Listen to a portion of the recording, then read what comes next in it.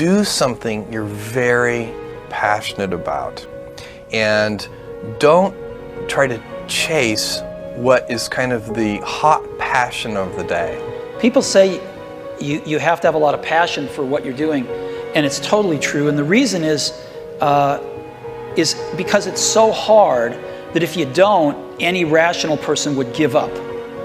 It's really hard, and you have to do it over a sustained period of time. So if you don't love it, if you're not having fun doing it, and you don't really love it, you're going to give up. When it comes to changing the world, what I learned from Steve Jobs is, if you believe in a Macintosh, if you believe in iPhone, iPod, iPad, if you believe enough, then you will see it.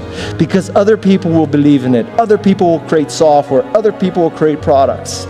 So you need to foster the belief in what you are dreaming so that it becomes a reality, which is very different than saying, I don't expect anybody to believe it until I see it. You need people to believe it before they can see it. So many things go wrong when you're starting a company, and often I think people ask, what mistakes should you avoid making? And my answer to that question is, don't even bother trying to avoid mistakes, because you're going to make tons of mistakes, right? And the important thing is actually learning quickly from whatever mistakes you make and not giving up.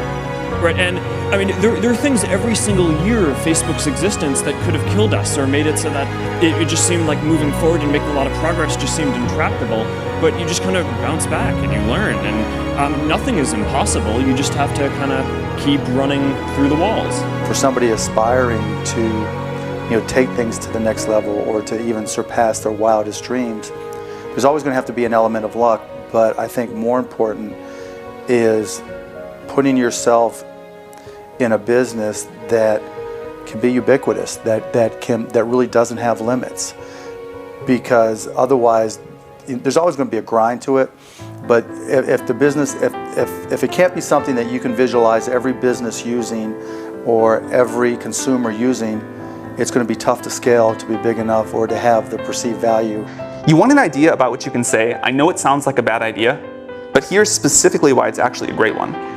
You want to sound crazy, but you want to actually be right. Because when you're trying to differentiate, when you're trying to do something different, there's going to be that gut moment, that gut sense.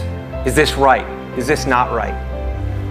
If you're not having doubt, you're not pushing the boundaries far enough. The hardest thing to do is start. You have all these ideas, and everyone has an idea, but it's really about executing the idea and building the idea and attracting other people to help you work on the idea. That is the biggest challenge. But the way to begin is to get the idea out of your head, draw it out, talk about it, program it if you're a programmer, or make it if you're building something. Like, you don't have to be the best, but you have to be dangerous, right? You have to learn just enough to be dangerous to build an idea, concept it, and show it to the world. So I kind of half jokingly with a lot of people say that my job is basically to be the assistant for the rest of the company. My job is to make sure that you have what you need, that it's and basically you have everything you need to kick ass. That's my job. If you don't have that, then let me know, because I'm not doing my job. And so when we're coming up with ideas, we always ask ourselves, what kind of new market is this creating? And then also, what part of my day and what problem is it solving? And so I've gone as far as taking an entire catalog of my day from the moment I open my eyes and writing down every single thing I do, and then asking myself, is there something here? You have to have an emotional investment in what you're doing. If you don't love what you're doing, failure is pretty much guaranteed. Success is not guaranteed by any means, but failure is much more likely if you don't love what you're doing. If you know exactly what you want to be, you need to spend as much time with people that are actually that already. This little idea explains why some organizations and some leaders are able to inspire where others aren't. Let me define the terms really quickly. Every single person, every single organization on the planet knows what they do, 100%. Some know how they do it, whether you call it your differentiating value proposition or your proprietary process or your USP. But very, very few people or organizations know why they do what they do. And by why, I don't mean to make a profit. That's a result. It's always a result. By why, I mean what's your purpose? What's your cause? What's your belief? Why does your organization exist? There are a lot of things that are outside of your control. A lot of external circumstances will determine the success of your idea, whether the market timing is right for this new kind of service, or whether people, whether a customer, like the economy is right for your kind of service, right? Whether you meet the right people who will finance your company.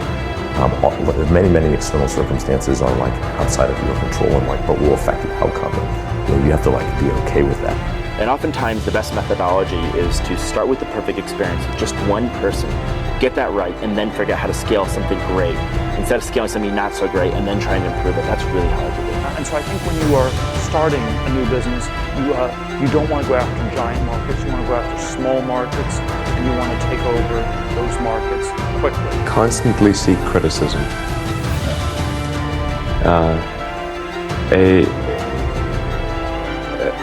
A well thought out critique of whatever you're doing is as valuable as gold.